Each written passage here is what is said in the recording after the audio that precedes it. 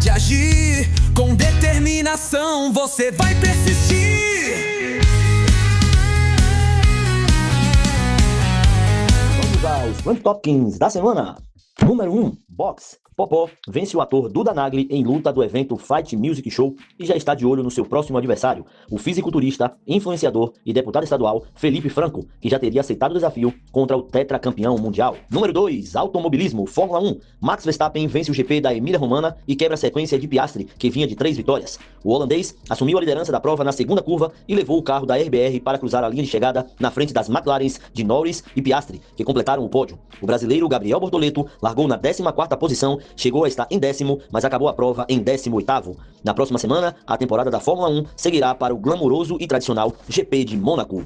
Número 3, tênis, Aberto de Roma. No feminino, a dona da casa, Jasmine Paulin, conquistou o título ao vencer Coco Gauff. A vitória de Paulini foi histórica, já que a última italiana a vencer o torneio de Roma foi Rafaela Regi, há 40 anos atrás. No masculino, o dono da casa não conseguiu o título. O número 1 do ranking, Yannick Sinner, foi derrotado pelo espanhol Carlos Alcaraz por 2-0, 7-6 e 6-1. Na atualização do ranking, Sinner continua na liderança, agora sendo seguido por Alcaraz, que ultrapassou o alemão Alexander Zverev.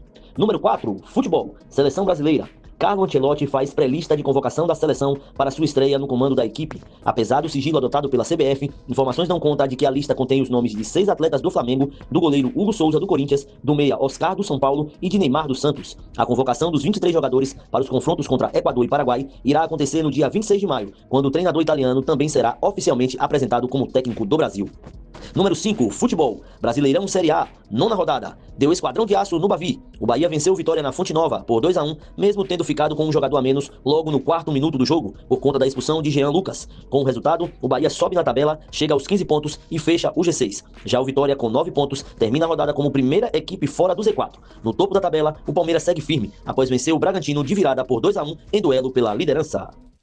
Tá aí, você acompanhou o Trend Topics da semana, hoje são 5 destaques, né, como a gente fala a nível estadual, a nível nacional, até mesmo internacional. E falando sobre nível internacional, o Brasil quebrou o protocolo, a seleção brasileira quebrou o protocolo, Ancelotti treinador. E em meio a essa chegada de Ancelotti, nós temos também aí, como sempre, né, a confusão da CBF e Adinaldo Rodrigues fora dela. E aí, Esquita, eu quero que você comente um pouco sobre essa questão. Chegada de Ancelotti, saída de Adinaldo Rodrigues, é coisa boa e coisa ruim ao mesmo tempo. Pois é. É a confusão, né, da CBF aí, né? Claro que o Ancelotti chegou, é um técnico gabaritado, mas quem contratou o Ancelotti já não tá lá, que é o Adinaldo. Será que foi ele? Se é que foi ele. Exatamente. E ele que tinha ganhado a eleição, sendo aclamado, né? Então foi uma unanimidade, não tinha outra chapa, mas a justiça agora o afastou. E aí com isso, esses mesmos que o apoiaram, já estão apoiando outro candidato, né? Primeiro surgiu o nome do Reinaldo Carneiro de Barros, que é o presidente da Federação Paulista de Futebol. Só que aí, cerca de 24 horas depois que se achava que seria o Reinaldo, veio aí o cara da Federação de Roraima, né? Chaud, o sobrenome dele, etc. Enfim. Mas o que se fala nos bastidores é que quem vai comandar de fato, esse cidadão aí seria a rainha da Inglaterra. Quem vai comandar de fato é o Flávio Sveita, que é do STJD, que é da família Sveita, que já é há muito tempo conhecido aí no futebol brasileiro, não por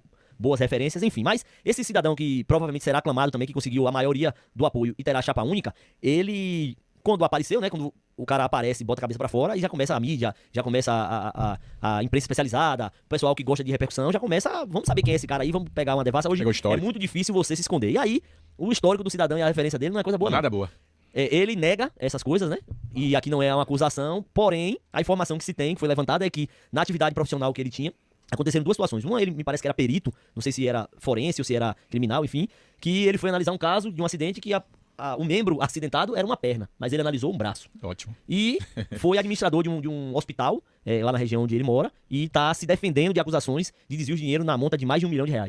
Então, assim, esse é o que foi perguntado no programa que foi sobre fair play financeiro, se embolou todo do que era, do que não era, do que devia fazer, do que não devia. Então, assim, é esse o ambiente em que o Ancelotti chega, porque esses serão os chefes dele. Já tá aí com uma pré-lista de 50 jogadores pra depois tirar 23 já para o jogo contra o Equador e contra o Paraguai. E aí a gente vai ver como vai ser essa estreia do Ancelotti em meio a essa turbulência. Eu tenho plena convicção de que um ambiente como esse reflete diretamente dentro do campo. E esse momento que a gente passa na seleção brasileira está completamente ligado a isso. Algumas pessoas falam, na época de Ricardo Teixeira tinha esquema também, mas na época de Ricardo Teixeira existia respeito das outras seleções, existia respeito de quem mexia com o futebol, talvez por motivos errados, né? Talvez por questão de ameaça, questão de esquema e tudo mais, mas existia um respeito, então dentro do campo se trabalhava com tranquilidade. Por mais que nos bastidores a coisa estivesse pegando fogo, dentro do campo, né, essas coisas não acabavam não afetando. Nesse momento agora é impossível que essa bagunça fora de campo, que reflete em várias coisas, não só na seleção, mas no nosso campeonato brasileiro, um calendário completamente inchado, tudo isso é fruto da bagunça que acontece na CBF lá de fora. Só pra aí nos últimos anos quem foram os presidentes, que muitos deles saíram por questão de esquema de corrupção, assédio, e as diversas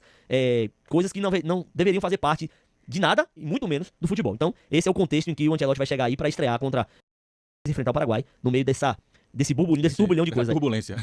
Literalmente. Exatamente. E você que está acompanhando a gente, comenta aí no chat o que é que você achou. O que é que você está achando dessa seleção brasileira, né? A chegada de Ancelotti e a saída de Edinaldo Rodrigues e sobre esse nome, né? Que está sendo colocado aí para apreciação. Na verdade, ele se coloca à disposição como chapa única, né? Por enquanto. Então vamos aguardar para ver o que é que dá. E você pode comentar com a gente através do chat. Não esquece de deixar o like não, tá certo? Jefferson Matos, faça as suas análises também. Não, e vai ser chapa única, porque tem que ter no mínimo 8 federações apoiando.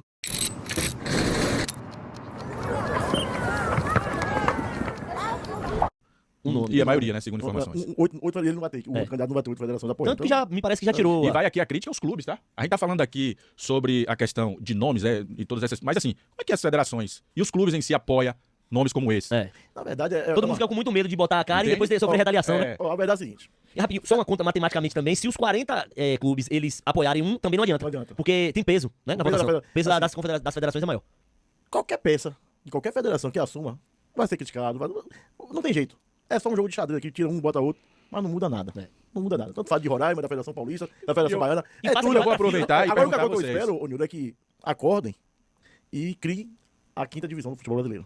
Porque não é possível o Brasil desse tamanho ter apenas 4 divisões e a Alemanha ter 7. Não, mas eu acho que você já está entrando em outro assunto. Então, assim, a única coisa que eu espero é que eles façam mudança no futebol brasileiro que venha como você aceitasse, né? Não tem jeito. Não tem jeito, vai decidir. Mas vamos lá. Se não é a gente que vota, não é jogador que vota. É o conclave dele lá, eu vou fazer o quê? É criado de uma forma que é muito fechada. É muito manipulado. Mas sobre a aparição de Ronaldo Fenômeno, né? Pronto. Aproveitar e fazer uma enquete aí. O que é que o torcedor acha sobre essa situação aí? Seria ótimo o Ronaldo, como o Michel Platini foi presidente lá da UEFA, né? Da UEFA. Mas seria algo diferente do que a gente tem aí, Ronaldo? Poderia ser, né? Você, Esquita. Pelas falas que ele teve de ter projeto, porque a gente não vai analisar ele como diretor, como dirigente de clube, não, porque senão a gente vai ver que o time não cai, outro não cai e tal. Na verdade, pelo que ele falou nas entrevistas, ele tem uma série de projetos que, se colocados em prática, seria interessante. Com relação à divisão de base, que cada federação de cada estado tenha uma estrutura onde tenha campos de treinamento para que sejam revelados jogadores, para que haja questões relacionadas ao fora do campo, preparação de árbitro. Então, assim, ideias, provavelmente ele tem. Pode ser que esse até tenha também, mas como ele já faz parte de um esquema todo corroído, é muito difícil acreditar que ele queira mudar alguma coisa. Ô, Nildo, se Pelé tivesse vivo e falasse, quero ser presidente da CBF, não ia conseguir. O negócio é fechado, é ele lá. Aqui na Bahia, muda a federação, só fica na mão das mesmas pessoas o tempo todo. Então, assim, e cada federação do Brasil é assim. Eu vou me iludir. Eu não vou nem esquentar a máquina, porque aqui é o presidente, pra mim tanto faz. Ó. Pode dar quem for aí. É sempre por meia dúzia.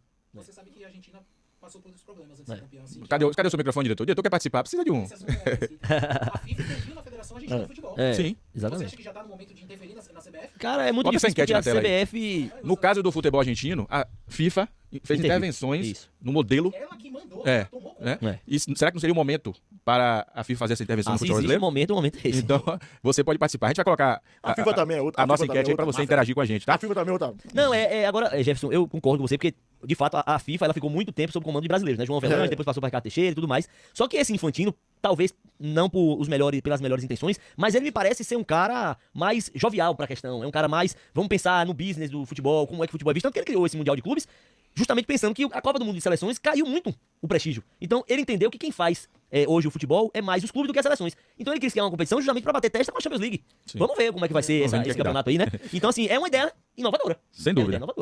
Já está na sua tela aí pra você votar a enquete, tá? A FIFA tem que intervir na CBF, isso aconteceu lá na Argentina, e é muito importante a sua participação. Eu já vou trazer aqui rapidamente, só pra gente não perder o foco, o Carlos Paixão, e aí eu vou pegar logo a mensagem dele primeiro aqui.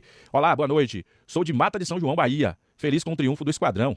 Mas entendo como imperativo o retorno do Tremendão e o Touro. O futebol da Bahia precisa deles, tá vendo aí? E logo depois ele fala, não sei como ficará a CBF, mas a saída de Edinaldo era mais que necessária. Ele é o grande atrapalhador do futebol baiano.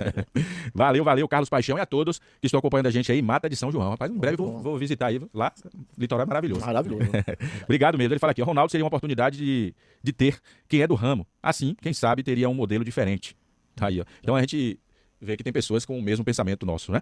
Vai participando aí, a enquete está à sua disposição, interage. Daqui a pouquinho a gente vai falar com você que está acompanhando a nossa programação, a todos que já estão participando. Se inscreve, deixa o like, ativa o sininho para receber as notificações e vai compartilhando. Olha.